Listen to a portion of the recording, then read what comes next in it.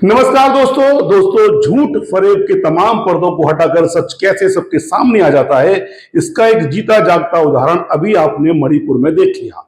आज एक और सच आपके सामने आने वाला है।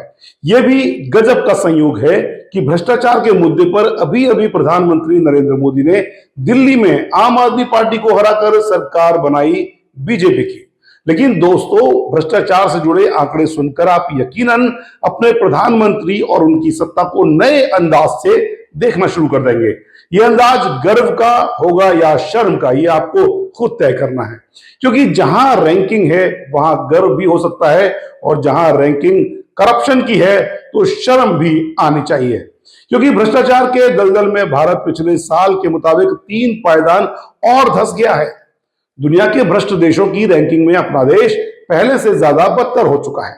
अब आप दिल्ली चुनाव के शीश महल और राजमहल की जंग को फिर याद कर सकते हैं, क्योंकि साल 2013 में कांग्रेस की सत्ता के खिलाफ करप्शन ही वो सबसे बड़ा मुद्दा था जिसकी कथित सुनामी खड़ी करके दिल्ली राज्य की सत्ता पर अरविंद केजरीवाल काबिज हो गए थे दोस्तों।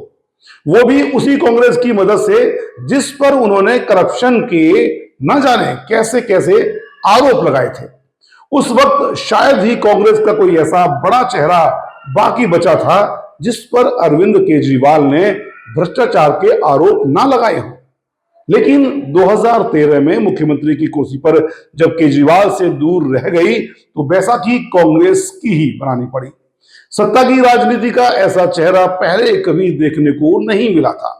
भ्रष्टाचार की उसी कथित सुनामी पर सवार होकर 2014 में नरेंद्र मोदी केंद्र की सत्ता पर काबिज हुए थे दोस्तों, और आज तक काबिज है। लेकिन कांग्रेस के खिलाफ खड़ी की गई उस कथित सुनामी का राज कुछ समय बाद उसी शख्स ने खोल दिया जिसके सहारे उसे खड़ा किया गया था। वो यूपीए सत्ता में देश के सबसे बड़े ऑडिटर रहे सीएजी विनोद रॉय थे। मोदी सत्ता में उन्हें इनाम भी मिला और बीसीसीआई से लेकर बैंकिंग बोर्ड ब्यूरो तक की कमान को वो संभाल चुके हैं।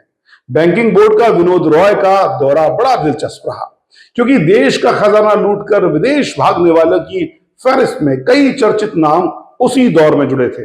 कभी फुर्सत मिले तो गूगल करके दोस्तों आप देख लेना। अभी भी विनोद रॉय यूएन के एक्सटर्नल ऑडिटर्स पैनल के चेयरमैन है दोस्तों। इसके साथ ही इंडियन रेलवेज के सलाहकार और रेलवे कायाकल्प काउंसिल के सदस्य भी हैं। अब हमारी रेलवे का कायाकल्प किस दिशा में हो रहा है, तमाम सलाहें कैसे निजीकरण की ओर जा रही हैं, इस पर बात फिर कभी करेंगे दोस्तों। आज तो आप ये जान लीजिए कि विनोद रॉय ने बाद में खुले तौर पर कबूल किया था कि यूपीए सरकार में कोयला और 2G घोटाले की जो बातें उन्होंने कही थी वो सब अंदाजन थी, हकीकत वैसी नहीं थी। लेकिन आज एक बार फिर कुछ ऐसे आंकड़े सामने आए हैं दोस्तों जो ये बताते हैं कि कांग्रेस सत्ता वाले यूपीए के 10 साल में देश में भ्रष्टाचार का जो स्तर था, नरेंद्र मोदी की सत्ता में 10 साल में वो कांग्रेस से ज्यादा ही रहा। इसके लिए हर साल ट्रांसपेरेंसी इंटरनेशनल दुनिया के 180 देशों का भ्रष्टाचार सूचकांक जारी करती है। साल 2024 में भारत को 180 देशों में से 96वीं रैंक मिली और 0 से 100 के बीच भारत का स्कोर 38 है। स्कोर जितना कम होगा भ्रष्टाचार उतना ही ज्यादा होगा और उसी हिसाब से रैंक भी ज्यादा होगी। भारत का स्कोर पिछले 3 साल से लगातार घट रहा है, यानी रैंक लगातार बढ़ रही है। इसका मतलब यह है कि नरेंद्र मोदी के अमृत काल में भ्रष्टाचार के मामले में मोदी सत्ता के मंत्री अफसर दिन दूनी रात चौगुनी तरक्की कर रहे हैं। साल 2022 में भ्रष्टाचार को लेकर दुनिया भर में भारत का स्कोर 40 था, यानी 100 में से 40 अंक भारत को मिले और 180 देशों में भारत भ्रष्टाचार के मामले में 85 नंबर पर था। 2023 में मोदी सत्ता में भ्रष्टाचार और बढ़ा, तब हमारा स्कोर 39 और रैंक 93 हो गई। 2024 में मोदी सत्ता के तीसरे टर्म में आते आते हर किस्म का डर भय खत्म हो गया और भ्रष्टाचार के पथ पर विकसित होते भारत का स्कोर 38 और रैंक 96 पहुंच गई। ट्रांसपेरेंसी इंटरनेशनल का यह सूचकांक तमाम देशों के सार्वजनिक क्षेत्रों में भ्रष्टाचार के स्तर का मूल्यांकन करता है, जिसमें रिश्वतखोरी, सार्वजनिक कार्यालयों का निजी लाभ, के लिए दुरुपयोग, सरकारी खजाने की लूट, भ्रष्टाचार को रोकने की क्षमता, भाई भतीजावाद और लाल फीताशाही जैसी बातें इसमें शामिल हैं। इस स्कोर और रैंक को तैयार करने के लिए संबंधित देश के साथ ही विश्व बैंक और विश्व आर्थिक मंच जैसे प्रमुख संस्थानों से डेटा लिया जाता है। आप कह सकते हैं कि अपने देश में भ्रष्टाचार का ऐसा तो कोई मामला नरेंद्र मोदी राज में तो कभी सामने आया नहीं। फिर भारत का स्कोर और रैंकिंग इतनी खराब दोस्तों कैसे हो गई? तो दोस्तों साल 2008 से साल 2013 तक आपको सीएजी विनोद राय का नाम जैसे याद हो गया था, क्या पिछले 10 साल में सीएजी कौन बने ये आपको पता है? कांग्रेस की सत्ता वाले यूपीए में भ्रष्टाचार को लेकर सीएजी रिपोर्ट्स लगातार मेन स्ट्रीम मीडिया में हमेशा आती रहती थी।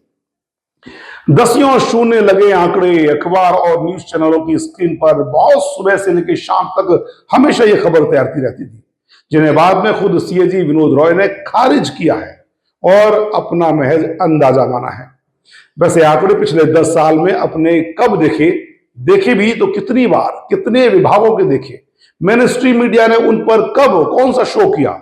जब किसी तरह का कोई ऑडिट सामने ही नहीं लाया जाएगा तो आपको हकीकत दोस्तों कैसे पता लगेगी? जब सत्ता का सारा हुनर सच को छिपाने में ही लगाया जाएगा तो आप असलियत कैसे देख पाएंगे?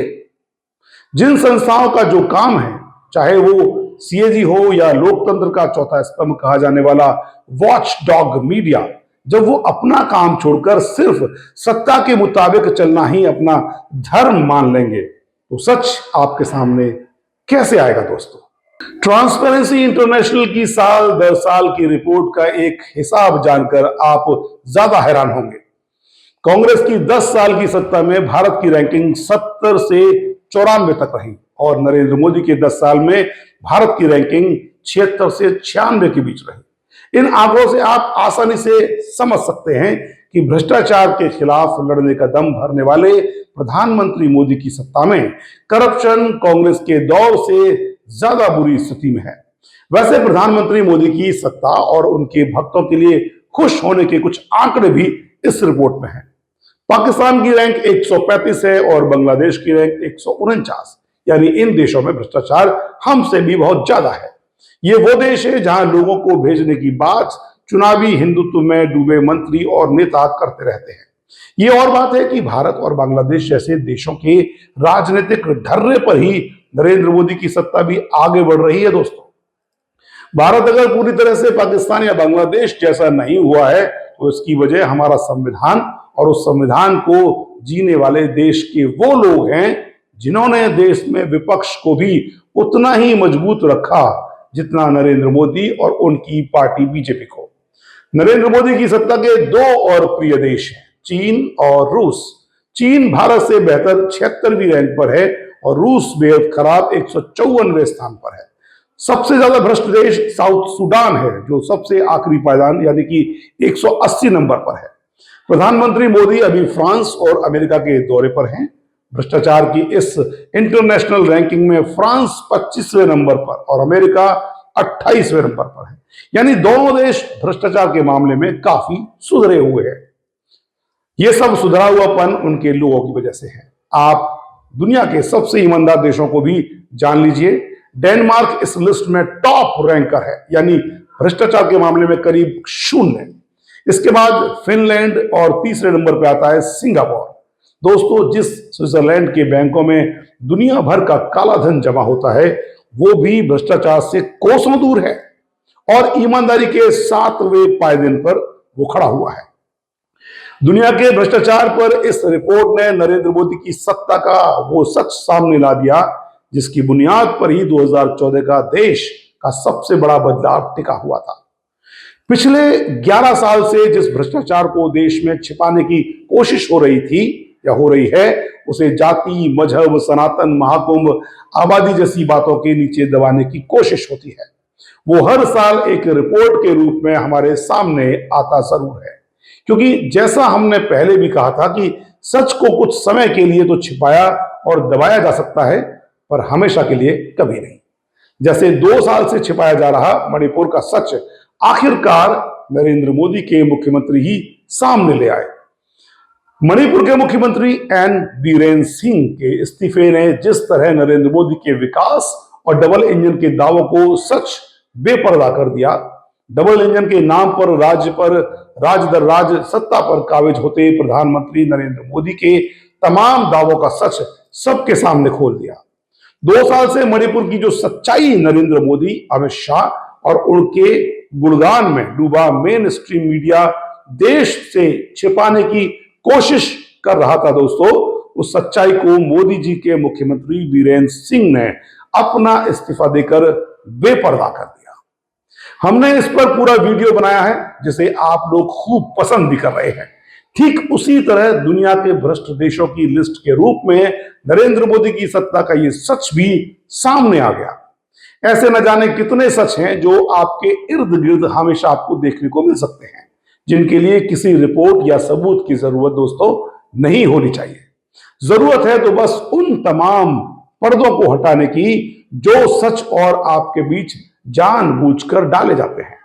वो पर्दे आप ही हटा सकते हैं और ये आप हमेशा एक मजबूत कड़ी देश की होती है जो देश को बचा भी सकती है और डूबने के लिए भी छोड़ सकती है।